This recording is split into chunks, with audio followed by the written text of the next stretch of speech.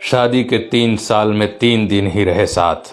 आज जहां अदने से गांव के प्रधान भी आलीशान घर बनवा कर रहते हैं, वहीं देश के प्रधानमंत्री नरेंद्र मोदी की पत्नी जसोदाबेन एक जर्जर मकान में रहती है। ये मकान है गुजरात के ब्राह्मणवाड़ा गांव में, जहां उनका मायका है।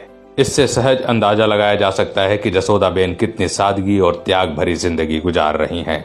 मामूली सी पेंशन से जसोदाबेन अपना घर चला रही हैं। मोदी के ससुराल ब्राह्मणवाड़ा गांव के लोग बताते हैं कि जसोदाबेन मोदी के खिलाफ कुछ नहीं सुन सकती और उनकी फोटो हमेशा अपने पास रखती हैं। इतना ही नहीं, मोदी की फोटो की प्रतिदिन पूजा करती हैं। जसोदाबेन के पति के प्रति इस प्रेम को देखकर गांव वाले निहाल रहते हैं, इसलिए कि मोदी उन्हें बरसों से खुद से दूर किए हुए हैं, फिर भी जसोदाबेन में इतनी पवित्रता है कि उन्हें दिल में बसाए हुए हैं। शिक्षक पद से रिटायर होने के बाद 62 वर्षीय जसोदाबेन को महज 14,000 रुपए पेंशन मिलती है। इसी पैसे से वो गुजारा कर रही हैं। मायके में उनके साथ उनके भाई और उनका परिवार रहता है।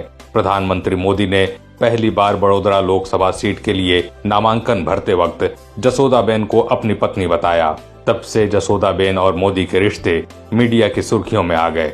मोदी के प्रधानमंत्री बनने से पहले जसोदाबेन ने इंटरव्यू दिया था। उस इंटरव्यू में जसोदाबेन ने मोदी से रिश्ते पर खुलकर बात की थी। उसी समय जसोदाबेन ने कह दिया था कि मोदी जरूर देश के प्रधानमंत्री बनेंगे।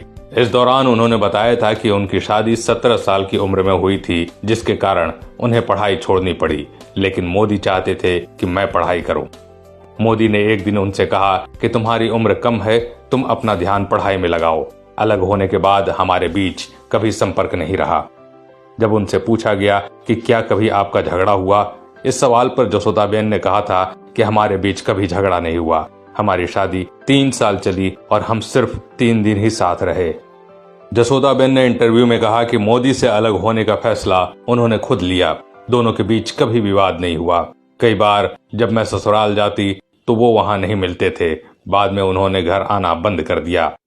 कुछ समय बाद मैंने खुद ससुराल जाना बंद कर दिया। जब उनसे पूछा गया कि दूसरी शादी क्यों नहीं की, तो उन्होंने कहा कि पहली शादी का अनुभव ऐसा मिला था जिसे दिल स्वीकार नहीं कर पा रहा था। इस नाते मैंने दूसरी शादी का ख्याल ही नहीं सोचा। जसोदाबेन ने कहा कि मेरे ससुराल वाले अच्छा व्यवहार करते थे। मैंने फिर से पढ़ाई शुरू की, जिसमें मेरे पिता और भाई ने मदद की। जब उनसे पूछा गया कि क्या आप कानूनी रूप से मोदी की पत्नी हैं, इस पर जसोदाबेन ने कहा कि हर बार जब उनका नाम लिया जाता है तो कभी कभी वहां मेरा भी जिक्र होता है। यदि मैं उनकी पत्नी नहीं होती तो आप भी मुझसे क्यों बात करते? क्या मोदी के पास वापस जाएंगी? इस सवाल पर उन्होंने कहा कि हम दोनों का आपस में कोई संपर्क नहीं रहा और मुझे नहीं लगता कि वो कभी कॉल करेंगे। मैं उन्हें नुकसान नहीं पहुंचा सकती। मैं तो केवल इतना चाहती हूं कि वो जो भी कर रहे हैं उसमें आगे बढ़ें। आज के लिए बस इतना ही दोस्तों। अगर वीडियो पसंद आया तो लाइक करिएगा और ऐसे ही वीडियो देखने के लिए हमारे पेज को फॉलो जरूर करें।